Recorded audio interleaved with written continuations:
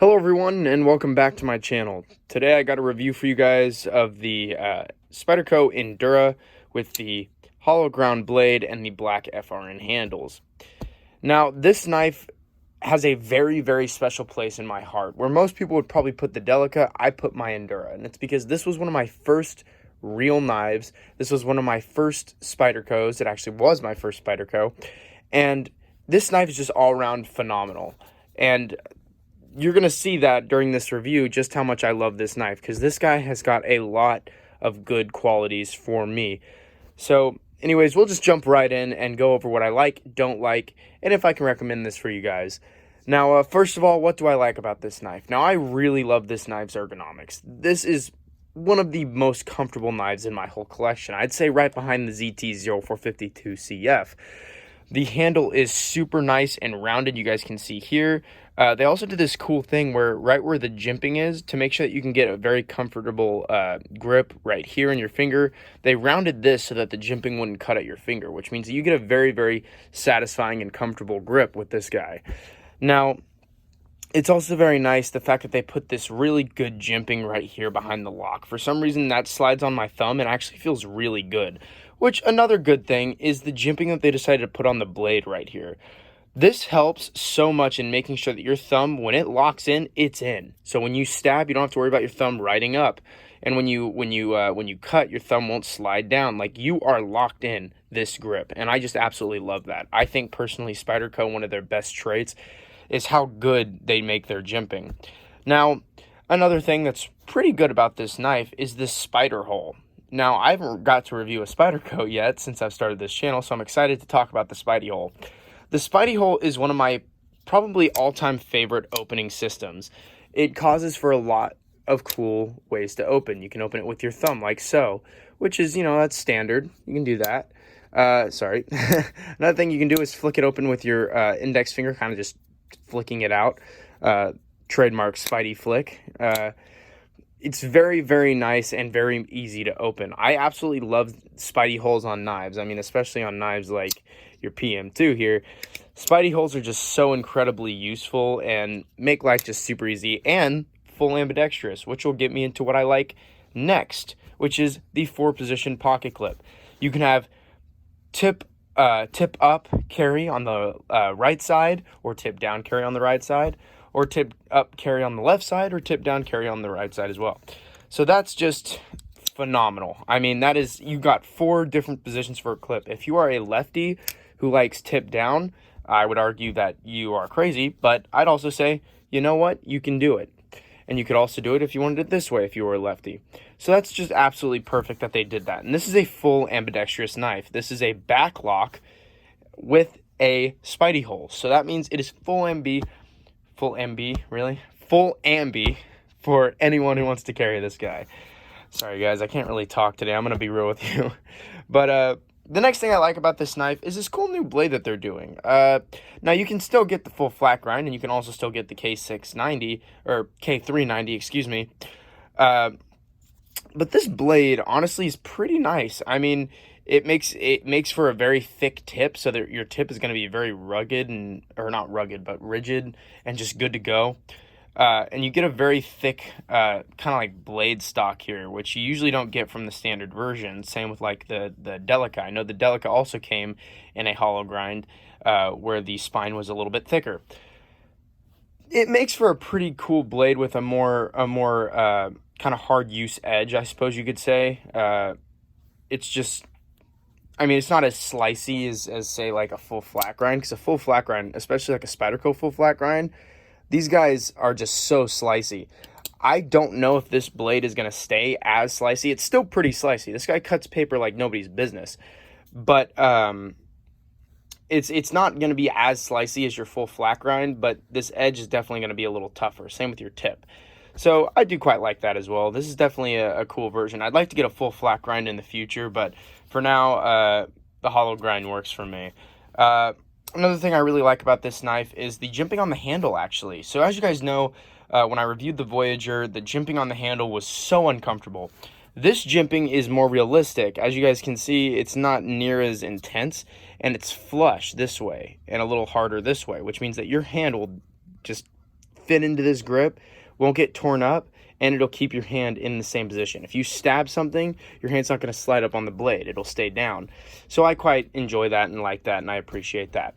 Now, the back lock on this guy as well is another really good thing, because honestly, I'm a huge fan of back locks. Granted, do I like the compression lock maybe a little bit more? Absolutely. The compression lock is a beast of a lock. But this guy is still a very nice locking system. I mean, you see a back lock on a Buck 110. You see it on a Delica. You see it on this guy.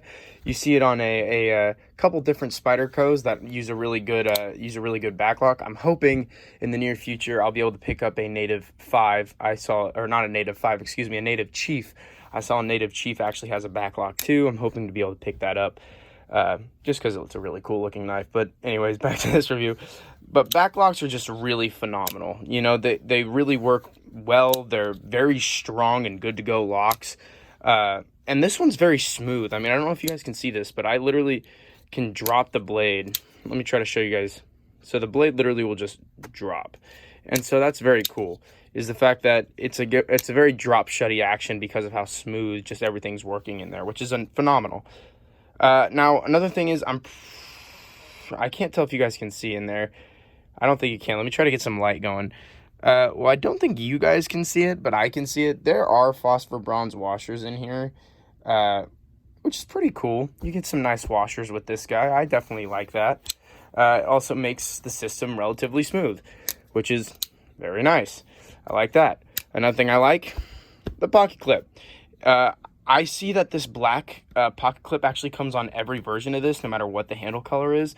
Not a huge fan of that, but seeing as this is a black handle, the black pocket clip really fits well with this handle.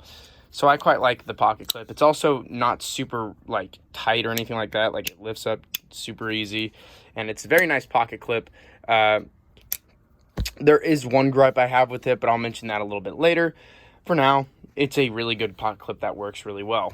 Kind of like the last thing for me, the kind of like last but not least, the blade is made out of VG10. Now, I know I might get a couple people questioning like, oh, what does VG10 have to do with anything? Pretty much some people don't like VG10 and will probably hate on me for this. VG10 works for my everyday use. I'm not a hater of VG10. As you guys know, not a huge fan of AUS 8. I do talk smack on AUS 8 a lot. But personally, you know, VG10 is, for me, a decent steel to carry. I mean, like I said during the Beglighter review, K690 and VG10 are very similar in composition, which means they have a very similar edge retention and stuff like that. But like I said with the K690, I haven't had to sharpen either of these steels that much, and I've carried these steels quite a bit. But I only use these knives for cutting fruit, maybe some tape, maybe some strings, like literally small things that won't affect the edge that bad. Like, literally will take forever for me to have to sharpen this guy again. So VG10 works for me. I mean, it's not, you know, it's no S35 VN like on the ZT-0452CF, but it's still really good. And also, while this is fresh in my mind, I'm going to do a quick size comparison. I know it's a little late in the video, but I'll at least show you guys what we're working with here. So this is the Tough Light right here. This is the Beglighter. So as you guys can see, slightly bigger than the Beglighter, quite a bit bigger than the Tough Light. Tough Light's kind of a smaller knife though, so I mean, that's understandable. Let's do the PM2, and then the ZT-0452CF. As you guys can see, it's slightly smaller than the ZT. I mean, I'd give it, you know, maybe a couple of centimeters there. And then it's a little bit bigger than your PM2. I'm hoping one day I can get a regular military. I feel like that'd be a cool size review for you guys, and a cool review overall. But there you go. And then just for why not's sake, here's the Ontario Rat number 1. About the same size, I think, with the Endura coming in just slightly bigger, but that's more because the handle, less because the actual knife itself. But anyways, that was just so you guys can get a good size comparison. And real fast, before I move on to what I don't like, the size of this knife is actually perfect for me. As you guys can see, it fits in my hand really well. And the blade, you get quite a bit of blade on this guy. So I actually really love this knife. Anyways, let's go over what I don't like about this knife, which isn't a lot, believe it or not. First off, not a huge fan of FRN handles. They're a little light feeling for me. They feel like they can't really go through much. They don't feel super duper strong. Not saying that this knife isn't a strong knife. I mean, it has full liners in it. But, you know, when I pick up this PM2, I feel like I could take on the world. This knife feels like it is so good to go, and it's because of just how like nice the G10 is mixed with how good the liners are. Like, this knife really feels like really good in the hand. I keep saying like for some reason, and I don't know why. But this knife just feels like it could last forever, and it feels like it's super duper strong. This guy right here, you know, it feels pretty sturdy in the hand, but just when you have plastic handles, you always tend to feel like your knife's a little more flimsy. So that kind of sucks. Another thing that I don't like about this knife is, if you see this here, that's how much knife is going to stick out of your pocket when your knife is in your pocket. That is a good fair amount of knife sticking out of your pocket. And I get it, you could grab it here and pull it out, and that makes for a quick opener. This also comes in an Emerson opening system, so that makes sense for the Emerson version, but for this version, I would have liked maybe a deep carry pocket clip. I'm not really one for buying aftermarket stuff, but on a pocket clip, I might have to think about it, because that would be kind of cool to get a wire clip that I can deep carry with this guy. That would be nice. But, you know, it's not a huge deal. Another thing I don't really like about this knife, you know, I talk about this a lot, knives that have kind of like companies written all over the knife. This one is probably one of the biggest kind of showings of that. So you have a Spyderco logo here. You have the Spyderco logo here with Spyderco and Endura. Over here, you have the Spyderco logo on the clip. Like, I'm just saying, there's a lot of Spyderco logos on this knife, and it feels a little unnecessary. And that's more of a nitpick, but not my favorite thing in the world. I really do like this Maker's Mark, though. The Maker's Mark is cool. I can't hate on that. Anyways, another thing I don't really like about this knife is I got this knife for about I want to say 95 bucks. And granted, I got this on Amazon, so, you know, it's probably not the cheapest place I could have found this guy. But I've been looking a couple different places for this version of the knife, and it's relatively coming in between 90 and 98 bucks.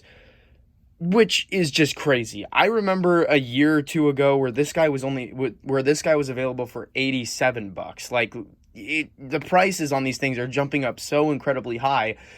And really what you're getting is a decent enough steel with a decent enough handle with a good lock. Like, you're getting just that, but you're getting it for a lot of money. That is almost $100 for a knife that feels like it should be, I don't know, maybe in the $50 price range, or maybe the $70 price range, not the $100 price range. That's a little intense for me. Not saying this is a bad knife. Again, that's not what I'm saying, but it feels a little overpriced. Another thing you have to keep in mind is fit and finish isn't incredible on this knife. This is a Sexy City Japan knife, so probably one of Spyderco's lower companies or lower like places that they make knives. Not that it's bad, like especially this knife is really good. I can't tell you guys how good this knife is, but again, fit and finish isn't incredible, and the build quality isn't as good as, let's say, your PM2 is a nearly perfect knife, and the fit and finish is incredible.